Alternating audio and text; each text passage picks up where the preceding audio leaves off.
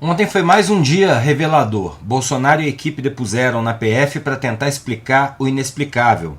Ele fez de tudo para levar para casa 16 milhões e meio de reais em joias, quando bastava pedir para transformar o presente em patrimônio da União por meio de um ofício e tudo ficaria resolvido. E ontem também, Janaína Pascoal estreou como comentarista da CNN, atuando como advogada de defesa dos escravocratas modernos. Cada dia mais fica provado que a direita desse país está dominada pelo extremismo. Os expoentes dessa extrema-direita, que não se reconhece como extremista, estão perdendo a vergonha de mostrar o quanto são maus como pessoas ou o quanto são hipócritas. Salve galera, eu sou o Maurício Ricardo, ative o sininho, inscreva-se, deixe o like ou o dislike e o seu comentário, que é sempre muito importante.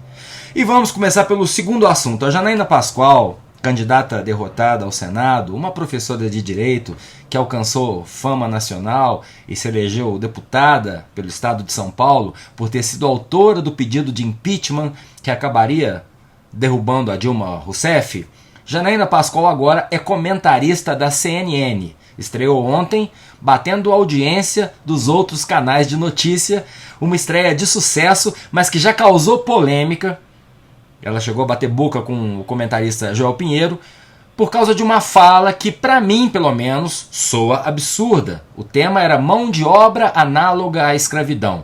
Como todo mundo sabe, os casos de denúncia estão crescendo. O Ministério Público do Trabalho está toda hora denunciando empregadores acusados de cometer esse crime horrível, incabível, imperdoável. E não existe razão ideológica para se defender sob quaisquer circunstâncias uma prática dessas, concorda? Mesmo o mais aguerrido dos liberais, aquele que acha que as relações de trabalho devem ser reguladas exclusivamente e caso a caso entre patrão e empregado, mesmo esses hão de concordar que a escravidão ou um regime análogo é imperdoável.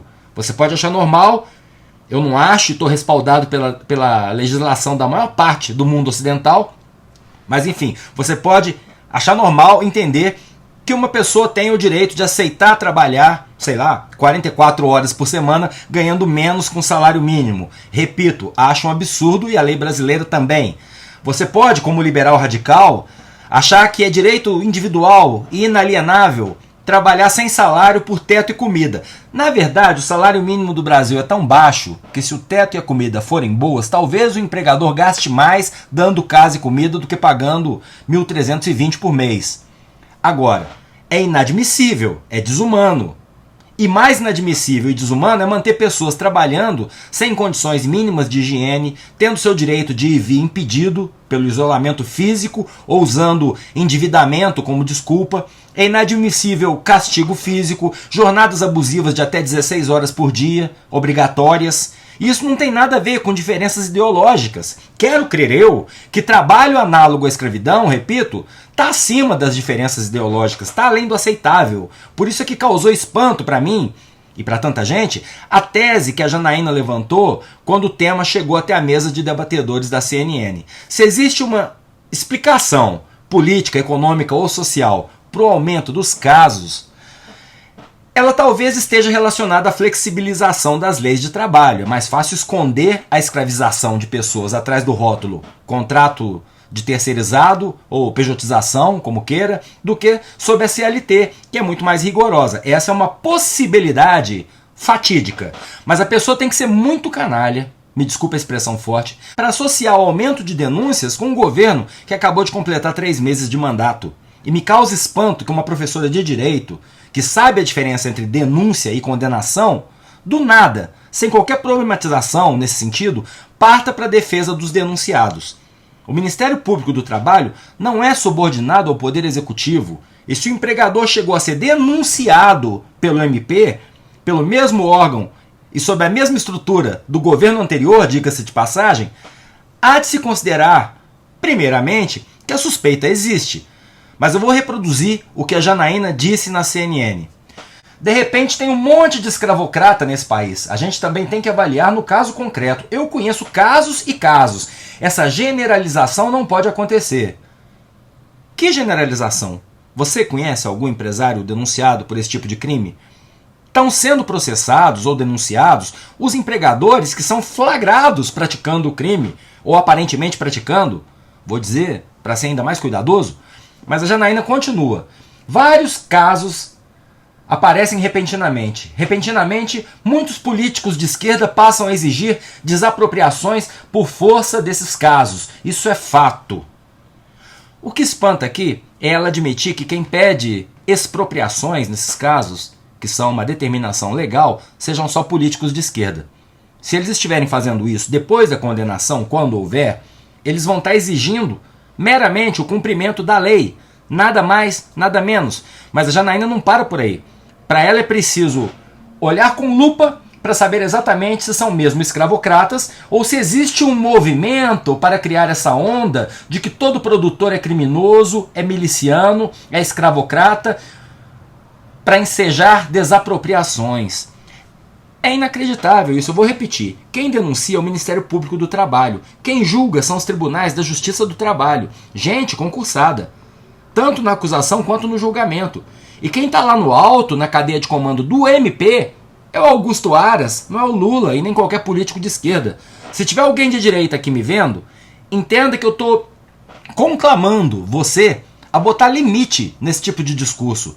Porque ele é covarde, ele é hipócrita, ele defende o pior da espécie humana. O ser humano que é capaz de escravizar o outro, entende? Você se identifica com esse tipo de gente? A mesma reflexão eu proponho no caso das joias do Bolsonaro. Você pode até ter 2 pesos e 2 medidas, mas assuma isso. Passou da hora de você admitir, como eu admito, que seu posicionamento político não tem mais o combate à corrupção como uma das prioridades. É um sonho utópico, mas não é uma das prioridades. O ex-presidente tentou levar para casa 16 milhões e meio que ganhou dos sauditas e levou para casa outras 2 caixas que valem mais de 1 milhão. Apenas admita, é fato. Eu não brigo com quem diz que o Lula era dono do sítio, porque eu tenho honestidade intelectual. No mínimo, ele ganhou o usufruto da propriedade. No mínimo, empreiteiros bilionários reformaram o sítio para agradecer ou para puxar saco dele, sei lá. Pronto. Se você começar a falar em desvio de 1 trilhão, em dinheiro da Petrobras que teria ido para o Lula em contas no exterior, aí não tem como discutir, porque se não acharam as contas, talvez não existam. O sítio está lá. Estava em nome de amigos do Lula e estava sendo usado por ele. Mas a Lava Jato está cada dia mais desmoralizada. Eu vou deixar até link para a denúncia que o jornalista Leandro Demore fez ontem, que liga o pai da juíza Gabriela Hardt ao roubo de tecnologia da Petrobras. Tudo na Lava Jato é suspeito. Tudo ali é claramente ideologizado. A postura do Dallagnol e do Moro no Congresso explicitam a agenda política da Lava Jato, que já tinha sido revelada pelos vazamentos do hacker. Então é isso. Despida do poder, boa parte da direita brasileira está se mostrando extremista e hipócrita. Está tentando transferir para um governo que estava no seu 7º dia, por exemplo, a responsabilidade por uma tentativa de golpe de Estado que começou 2 meses antes e que vem de um discurso de 4 anos. Está ignorando a tentativa, por várias frentes, de melar o processo eleitoral e burlar a vontade popular que aconteceu no final do ano passado. Aqui cabe desde fake news sobre urna eletrônica até o uso do dinheiro público para atos de campanha e uso da polícia rodoviária para barrar eleitores adversários. A direita ignorou a rachadinha, ignorou o gabinete paralelo da Covid, que por sua vez ignorou a ciência e causou milhares de mortes, ignora o envolvimento de militares em tudo isso, no garimpo ilegal, prenderam 2 militares semana passada com a boca na botija lá num garimpo ilegal, e agora, via Janaína Pascoal, politiza a criminalização de escravocratas. Meu amigo e minha amiga do campo da direita, que caiu aqui de paraquedas, você tem direito ao seu conservadorismo. Tem direito democrático ao seu liberalismo econômico irrestrito. Tem direito de crer que a sociedade vai melhor com um Estado mínimo. Mas se você acha que todo esquerdista é vagabundo ou comunista, pelo menos se desloque para o centro, vai para o centro. Porque os extremistas, os racistas, os xenófobos, os golpistas já se apropriaram dos seus ideais. Olhe à sua volta. Eu sou o Maurício Ricardo.